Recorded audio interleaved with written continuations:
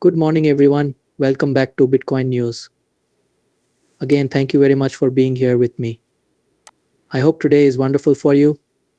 Taking a second look at Bitcoin to see what's going on, we're going to check a few important things again. In fact, this is very exciting. We made a great profit on our last Bitcoin deal.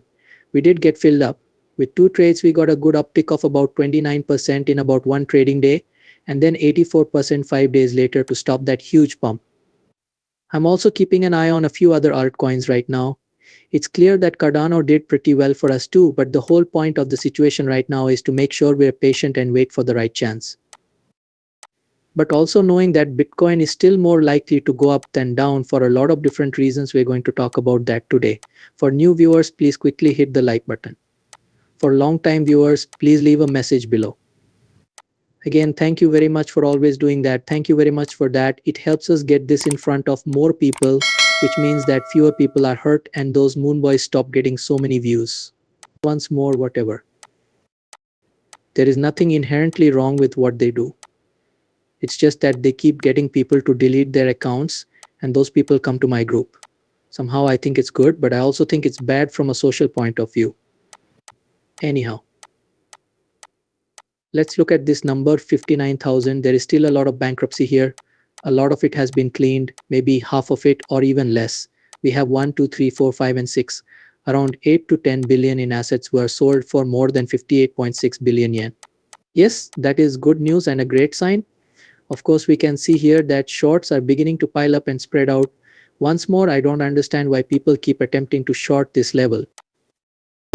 That would make more sense, short 60 to 62,000. But as we said before, that's what will happen, right? It's also important to note that Bitcoin does have a lot of strong traits that are hard to miss, right? That's exactly why I haven't shorted the top yet. Again, it could easily fall to around 40,000 from here. It's hard to say for sure because you never know, but from a technical point of view, things are looking pretty good minus underlying catalysts.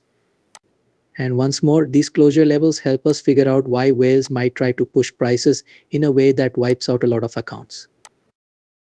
They move the price around however they want by sweeping through those stages of liquidation. Okay, I see what you mean. Once all the bears are scared, they are free to do what they want. Yes, you can scare all the bears away and then turn into a big one right away. That's why they think they can lower the price.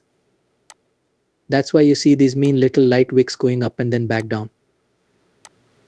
We got 57457. I mean, there's still a lot of disposal here. I'm just guessing, but it's probably around 20 billion. 20 to 25 billion right there at about 59 billion to 59,000 billion. Don't forget 60,000 plus. We have 8 billion, 7 billion, 4.5 billion here. It's a pretty big amount. It's somewhere between here and $60,000.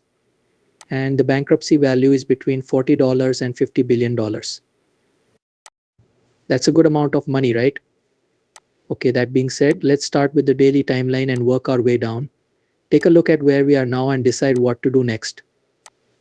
The truth is that we haven't broken positive yet. I've been talking about this for a while now. Just because Bitcoin has bullish characteristics on a shorter time frame doesn't mean we have a situation where we have to. That the cost is going to go through the roof. Okay, so let's look at the 20 ASMA. The price movement is tentatively being turned down again, as we can see right there at 58,400. Actually, the price isn't just turning around because that one thing isn't really true. What is true is that this is just a normal area and it's likely that the price will reject from there a few times. We can kind of see that this area of resistance around 58K is pretty strong. We've had days where the price was so high that you couldn't pass. Again though, the more you try something, the more likely it is to break, and this starts off on a good note. Strong bounce off of that .236 level of a lie. Remember that I pulled up our macro fibs here. For now, I'm not going to worry about our Elliott wave fix because I want to finish this study. I will give you guys a few more specifics on our Twitter, Telegram, and Discord. There is a playout plan that I post there often. Remember that it kind of looks like this. And playout charts have a theme like this, right? I always tell you about bankruptcy and possible directions. However, if we look at this daily period, we can see that we're getting closer to freedom. To put it another way, getting above 50 on the RSI is a huge event. For me, having an RSI reading above 50 on both the daily and 4-hour time frames is usually a very positive sign. That's always a good thing, but we also want to look at other things. Telling us that this is a good convergence and that even though stochastic is getting close to its peak, this hasn't been a very big run. It looks that way because stochastic is going up pretty quickly. This is because of how hard the price dropped, which is a normal part of corrections, but the price hasn't really come back strongly yet. Of course, that's a pretty good amount. We're up about 13% from the bottom to the top. I'm sorry, that was a bad metaphor. We're up 10% right now and 10% in the last 5 days. That just gives you a sense of the view from the bottom to the top. But T is getting closer to zero, which is also a good level, and MACD is converging. There are many reasons for Bitcoin to rise to this 0.6% fib level, retest that 60,000 range and break through that level of liquidation. After that, we may need to rethink. It might even go on.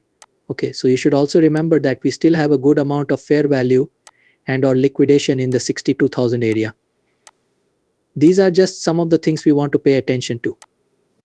Think about locking in gains just below 60,000. That is what you should do. Don't want too much and be like 60,000 even. It's not a good idea. You could try 59.9 in that area. Right now we're in a long. We are going to keep it open because there are many good reasons to do so. Okay, once more we've made a good amount of money on our first entry. We like to make sure to do that because the market is so crazy and weird right now that not locking in gains is really not a good idea. For example, you may remember that we were testing at 58K and then it went back down to 55.5% and then back up again as if nothing happened. I mean, that really was the ugliest light I've seen in a long time. Anyway, those are just some things to think about. Okay, so if it's before our time from the stand track, this shows that our TIC is above zero. Good job with that. The RSI is above 50. Even though stochastic is moving back, that's not a very important thing to think about right now.